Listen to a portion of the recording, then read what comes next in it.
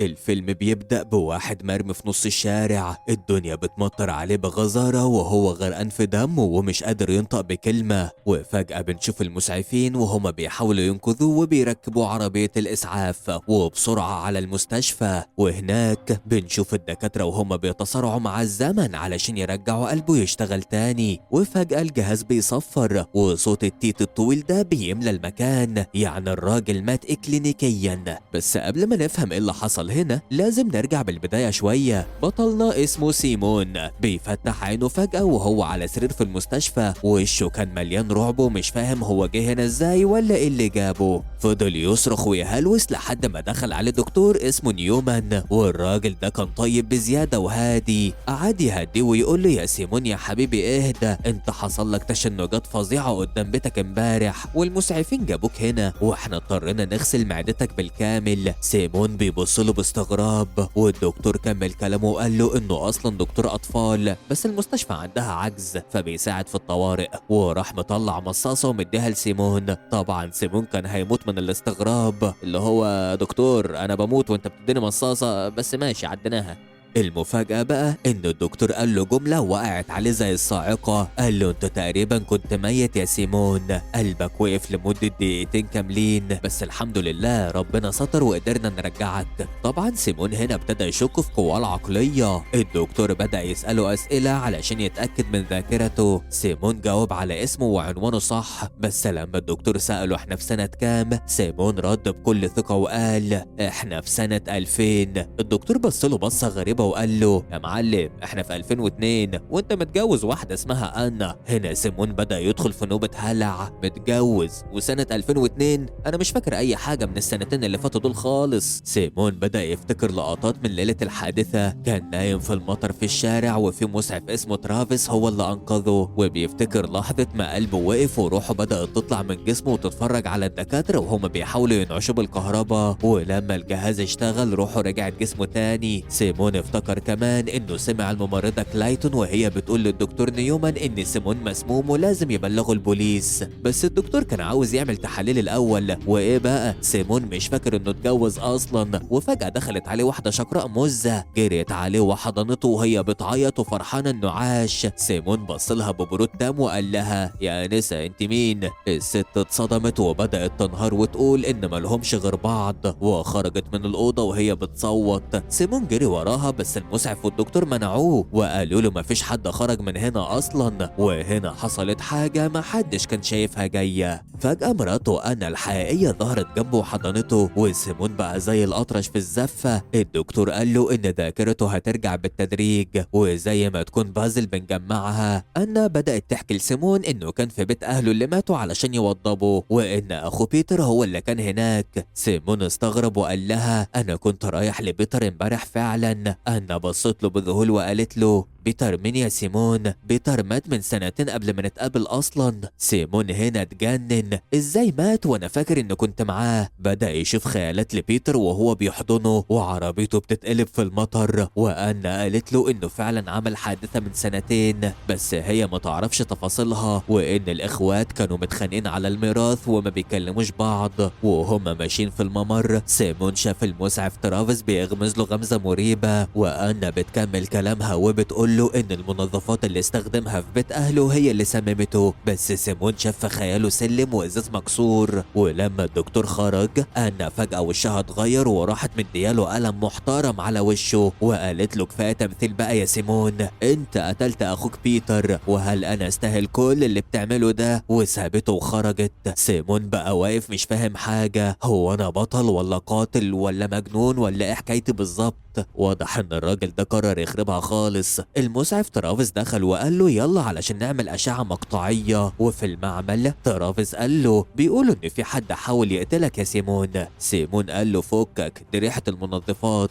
ترافيس رد عليه رد فلسفي وقال له كلنا هنموت بس ازاي وليه؟ ده هو السر. وسابه لوحده جوه جهاز الاشعة. وفجأة دخل واحد غريب الأوضة وحقن سيمون بحقنة في دراعه. سيمون ما كانش عارف يتحرك لأنه مربوط، فضل يصرخ لحد ما فقد الوعي الوعي. سيمون صحي بالليل وهو بيصرخ، لقى نفسه في أوضة تانية ومعاه مرضى تانيين، وترافيس واقف بيقول عليه يا مجنون. دخل عليه دكتور اسمه ترومان مش نيومان. سيمون قال له على اللي حصل في الأشعة، بس ترومان قال له يا ابني انت لسه جاي المستشفى امبارح بسبب حادثة عربية، ومفيش دكتور هنا اسمه نيومان ولا ليك زوجة أصلا. سيمون اتجنن وجري في المستشفى يدور على نيومان وآنا، بس ما لقاش حد. سيمون سأل ترومان احنا في سنة كام؟ ترومان رد سنة 2000. سيمون قعد يحلف انه مش مجنون، وترومان قال له يمكن عقلك الباطن ألف قصة من الأسامي اللي بتسمعها وانت غايب عن الوعي، يعني نيومان جه من اسم ترومان وهكذا، بس اللي هيحصل بعد كده صدمة محدش كان متوقعها. الممرضة كلايتون دخلت الأوضة وسيمون عرفها، وبعدها دخلت ممرضة تانية طلعت آنا. سيمون نادى عليها باسمها وقال لها انت مراتي، بس هي بصت له باستغراب وقالت له انا ما اعرفكش يا جدع انت. سيمون فضل يصوت ويقول انا مش بحلم. راحوا مكتفينه وادوا له حقنة مهدئة وهو بيصرخ انتوا مش حقيقيين. وفجأة صحي تاني وهو جوه جهاز الأشعة في سنة 2002. الراجل الغريب كان لسه واقف فوق دماغه ومعاه السرنجة. سيمون صرخ بأعلى صوته فدخل نيومان وكلايتون.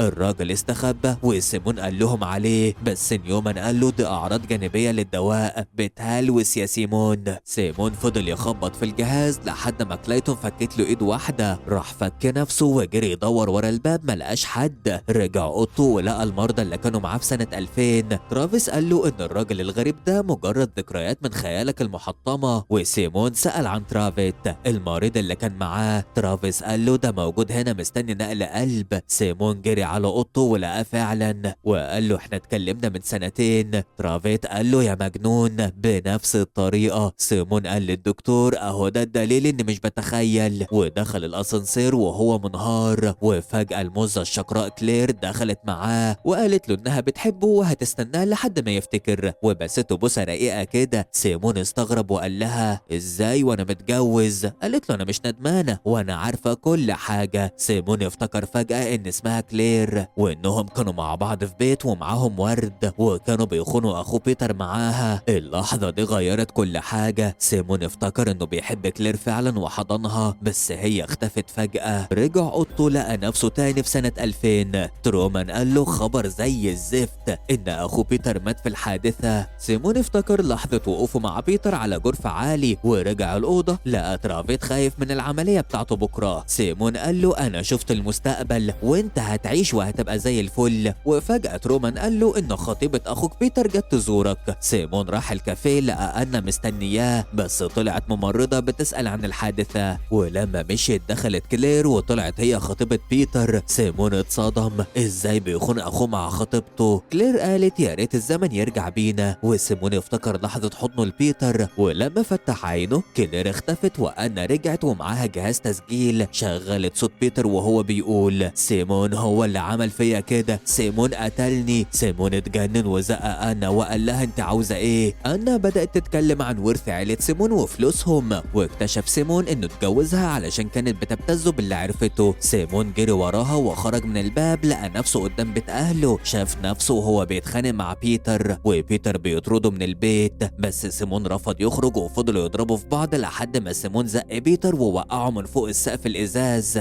بيتر وقع غرقان في دمه. سيمون بتاع الماضي خاف وشال جثة بيتر وحطها في العربية وجري. وفجأة الراجل الغريب ظهر تاني وحاول يقتل سيمون. سيمون دافع عن نفسه ومسك سكينة وفضل يطعن فيه بجنون وهو بيصرخ. وفجأة لقى نفسه في المستشفى وهو بيقتل ترافيت المريض الغلبان على سريره. طبعا الخطة دي ما ينفعش تمشي كده بسهولة. سيمون انهار لما عرف انه قتل صاحبه، وكلايتون جري تبلغ الامن. سيمون هرب للاسانسير ونزل البدروم وفضل يجري في الممرات لحد ما خبط في أنا. شاف دم على وشها وقالت له انت قتلت تاني يا سيمون. زقها خبطت راسها في الحيطة وجري. وبعد مطاردة مع الامن لقى نفسه فجأة نضيف ومفيش دم، وترافيس واقف بيكلمه عادي. سيمون جري على أوضة ترافيت لقى لسه عايش وفرح انها كانت هلاوس، بس فجأة ترافيت بدأ يرجع دم وظهرت طعنات في صدره في نفس الأماكن اللي سيمون طعنه فيها في خياله. سيمون صرخ أنا اللي قتلته، وافتكر إنه خد جثة بيتر وداها عنده الجرفة علشان يرمي العربية، بس في تريلا جت فخاف ورجع بيتر مكانه وساق.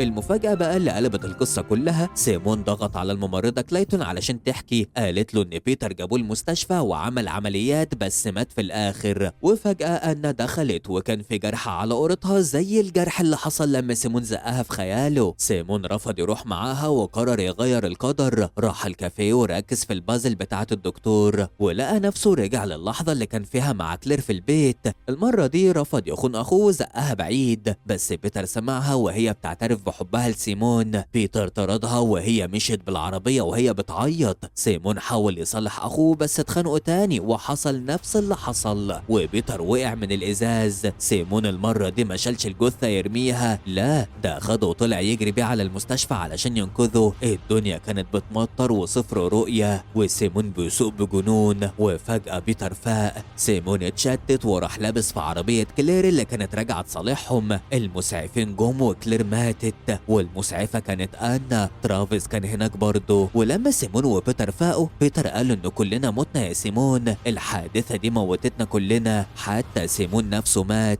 وشاف صورة لأبوهم طلع هو الدكتور نيومان. يعني كل الشخصيات دي أرواح في مكان بين الحياة والموت. لكن اللي حصل بعدها كان أغرب بكتير. سيمون لقى نفسه تاني في لحظة إنقاذه من ترافيس والمستشفى تاني، وقلبه وقف الساعة 8 سنة 2000 ومات الساعة 8:02 سنة 2002. وروحه شافت كل حاجة ورجعت تاني لجسمه. وسيمون صحي في السرير والدكتور بيقول له احنا في سنة 2002 وانت مت ورجعت ومراتك أنا مستنياك بره، وكأن الدايرة ما بتخلصش والراجل محبوس في ذكرياته وذنبه للأبد. وبكده نكون وصلنا لنهاية الفيلم. لو عجبك يا صديقي ما تنسانيش باللايك والشير والكومنت الحلو اللي زيك، وطبعا تشترك في القناة وتفعل الجرس علشان يوصلك كل جديد، وتخش تشوف الملخصات اللي فاتت علشان متأكد انها هتعجبك. وما تنسوش تصلوا على سيدنا محمد على أفضل الصلاة والسلام في التعليقات. أشوفكم على خير في فيديو جديد ويلا نقول سلام.